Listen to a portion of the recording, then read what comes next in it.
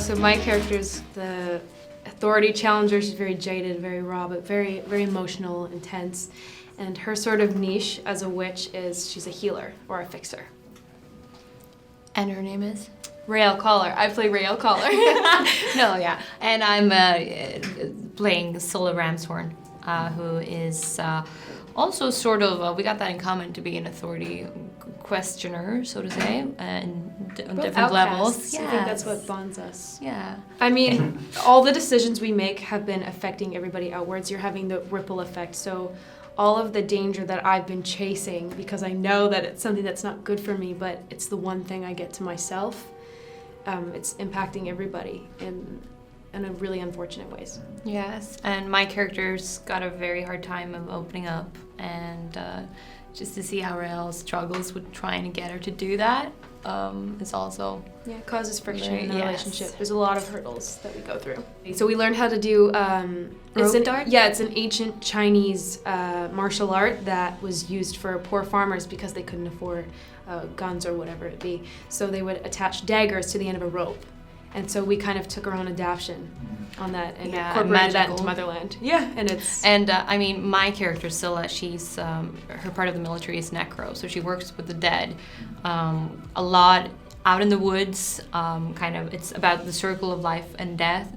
And so therefore it's very much like, it's very organic, or what you would say, like biological work. Mm-hmm. But I snuck in on their stunt training because I was just so excited. So I got to learn a lot of rope dart too. What Elliot did was so beautiful. It was so much more true to Wiccan culture, so much more authentic. You know, the celebration of sex and that it shouldn't be shamed for women, and that gender role reversal, and you see that even in sort of like the women objectifying the men a little bit. So it's very, very interesting and the spin. other women, of course, because this is an alternate universe where there are no heteronorms. So you're not really queer because there's no norm to be queer about. You're just finding your connection. What we were talking about earlier, like a conversation we were having, is just that as long as you keep picking out, pointing out differences and diversity, there will always be differences. It's when you see it with a neutral eye. So that's, I think, composed very, very beautifully within our series.